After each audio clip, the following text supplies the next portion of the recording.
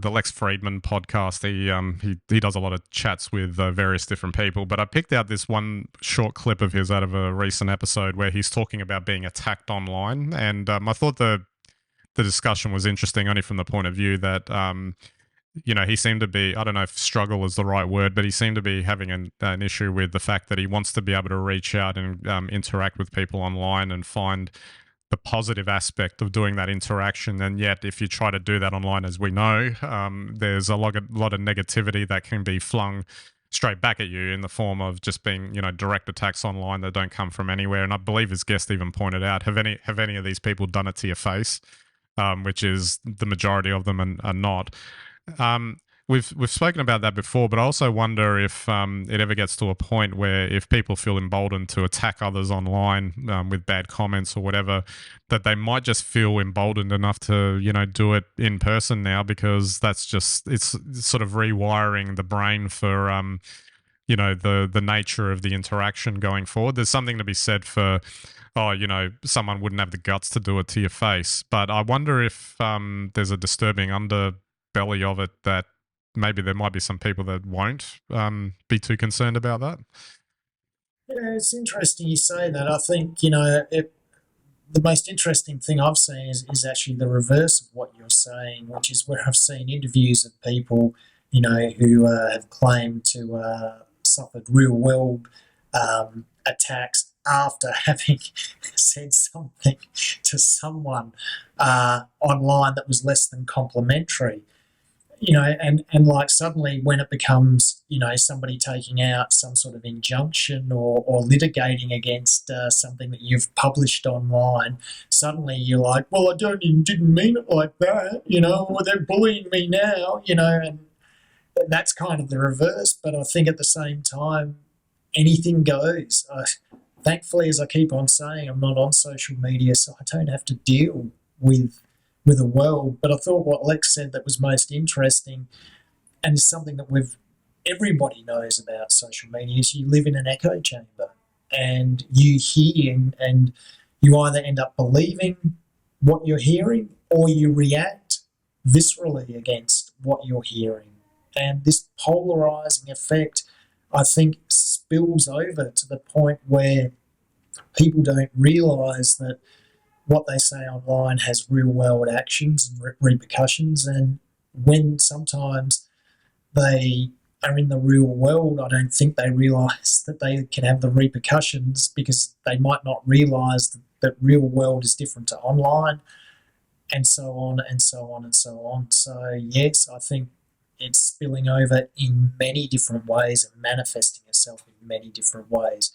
And I have to say, by and large, while we see very positive movements or I guess causes on social media, outside of those immediate causes are some very negative effects. And it can be as simple as not being positive about somebody's positive cause that can wind you up in all sorts of bother, or saying something that's misinterpreted. So I don't know what to comment on about this, except I wish there was less polarizing behaviour, but maybe that's something that we as a digital native generation coming through now will have to learn.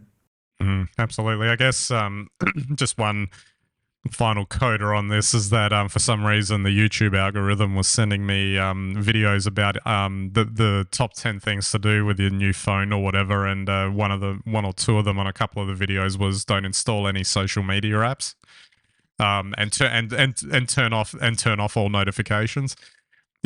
Something that might be just as good as going into the cabin in the woods for a while and not talking to anyone, really, from a mental health perspective. Well, I agree with that, and I think, crisis management, if you look at how it's evolved over the last 15 years, has evolved as part of the news cycle, where crisis management now has to be immediate to an incident. So something happens and you should respond within 30 seconds with a solution as to, why you're doing all the right things or have done all the right things. And I think, just to name one random sort of case, let's look at the Medibank hack. Straight away, or Optus for that matter, it doesn't really matter. people see these as significant incidents because of the release of personal data.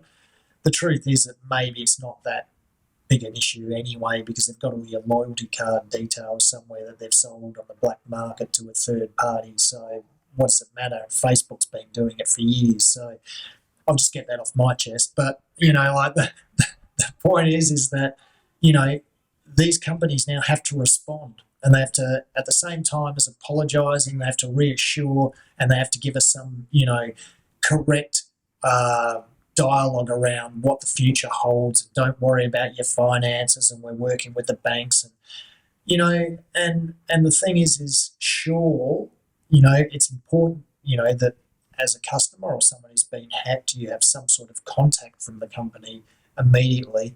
But let's face it, it's generic. It's one message to all. It's not personal. They try to personalise it, but it's not personal. And if there's one error in the way they deliver that message, then they will get torn to shreds anyway. It'd be nice to think you could have 12 hours to think through it and then come back the next day and say, listen, everyone, this is the situation, etc., etc. But people will attack anything in that statement that, there's going to be a delay around something, or, you didn't mention someone, didn't mention the vulnerable that you're going to go out of your way to protect, etc., etc. And I think while we should have an expectation of our corporations to be considerate and to really look after us and our data, we also have to be realistic about what they can achieve as corporations. That's not to let them off the hook, but there's no point in getting hysterical about it. Well, they are just people. The corporations are just made up of people trying to make decisions just like everyone else, really. Most of the time, yeah. Absolutely. Some corporations are just made up of bots, but that's another story altogether, isn't it? Yep, absolutely.